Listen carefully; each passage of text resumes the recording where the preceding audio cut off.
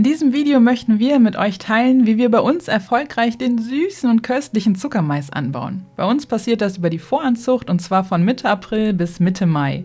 Dazu verwenden wir keine Aussaaterde, sondern nehmen normale Pflanzenerde, Gartenerde. Das funktioniert gut. Der Mais braucht eine Keimtemperatur von ungefähr 15 bis 20 Grad.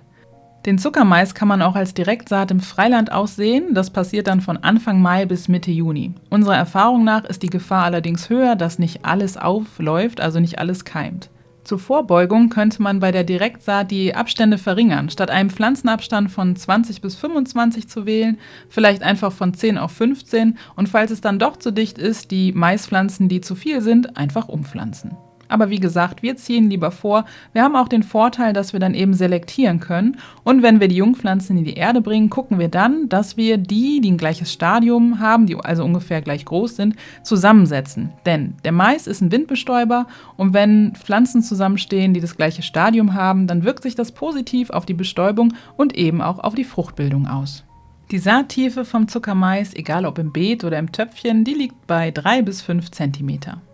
Da der Zuckermais zu den Starkzehrern gehört, achten wir darauf, dass wir das Beet entsprechend vorbereiten. Bei uns passiert das mit abgelagertem Pferdemist oder auch mit reichlich Kompost. Eine andere Alternative wäre der Kleedünger, den wir nach Herstellerangaben für Starkzehrer in die Erde einarbeiten. Wenn wir die Jungpflanzen dann in die Erde setzen, achten wir darauf, dass wir sie ein bisschen tiefer setzen. Und auch die Abstände werden beachtet. Regulär hat er 20 bis 25 cm Abstand von Pflanze zu Pflanze und einen Reihenabstand von 60 cm. Da Mais ein Windbestäuber ist, macht es eher Sinn, statt einer langen Reihe lieber mehrere kurze Reihen nebeneinander zu pflanzen, sodass sie in der Gruppe stehen und sich optimal bestäuben können. Hier im Garten Gemüsekiosk wird der Zuckermais als Indianerbeet angelegt, also als Milpa-Beet. Das bedeutet für uns aber auch, dass wir den Pflanzenabstand ein bisschen vergrößern. Also von Maispflanze zu Maispflanze sind es dann 30 bis 35 cm. Hinzu kommt also noch der Kürbis, der eine Funktion des Bodendeckers hat, wenn er so große Blätter später hat. Und aber auch noch die Bohnen, die kommen dann 2 bis 3 Wochen nach der Pflanzung in die Erde und die können die Maisstangen dann als Rankhilfe verwenden. Das Indianerbeet stellt eine wunderbare Win-Win-Situation her. Die Pflanzen tun sich gegenseitig gut und wir haben eine dreifache Ernte auf kleinem Platz, perfekt für die Selbstversorgung im eigenen Garten. In der Pflege ist der Zuckermais relativ einfach. Uns ist wichtig, dass wir noch Unkraut frei halten, gerade wenn er noch recht klein ist.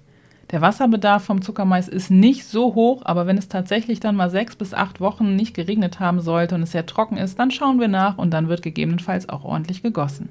Wichtig beim Anbau von Zuckermais ist auch der Standort und er sollte unbedingt sehr sonnig sein. Je sonniger der Standort, desto mehr Kolben kann er ausbilden. Wir haben die Erfahrung gemacht, an einem sehr sonnigen Standort hat er durchaus 2 Kolben pro Pflanze ausgebildet. Steht er hingegen allerdings etwas enger und hat vielleicht nicht so viel Sonne, dann ist es meistens nur ein Kolben. Und mit wem steht der Zuckermais gerne zusammen? Da wären auf jeden Fall zu nennen, Milpa-mäßig natürlich, Bohnen, Kürbis, aber auch Gurken und Spinat. Hingegen nicht so gern zusammen in Nachbarschaft steht er mit Erbsen oder auch mit verschiedenen Rüben. Wenn euch das Grow Veggie Videos zum Zuckermais gefällt, dann lasst uns gerne ein Like da und wenn noch nicht passiert, könnt ihr auch unseren Kanal kostenlos abonnieren.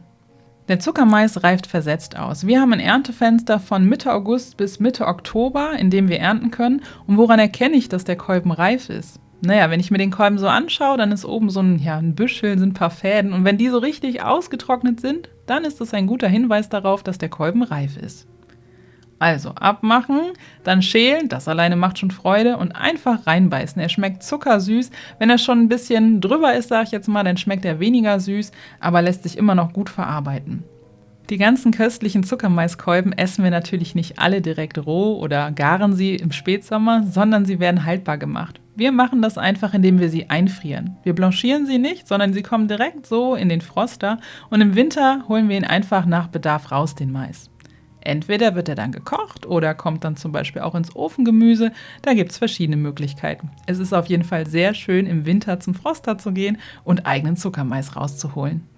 Bei uns ist das Saatgut natürlich nachbaufähig, das heißt samefest. Wenn denn also in der Umgebung keine andere Maissorte steht oder nicht auf dem Nachbarfeld direkt irgendein Mais angepflanzt wird, dann ist die Wahrscheinlichkeit der Sortenreihenvermehrung hoch und dann könnt ihr einfach eine Pflanze, die besonders gut aussieht, weiter wachsen lassen, so richtig ausreifen lassen und dann den Kolben trocknen lassen.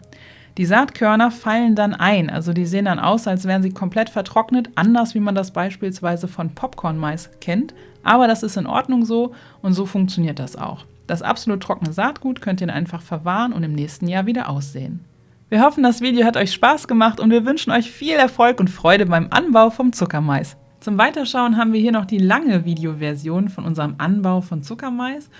Und hier unten haben wir euch noch unsere Playlist der Grow Veggie Videos verlinkt mit vielen kurzen, knackigen Videos zum Thema Gemüseanbau.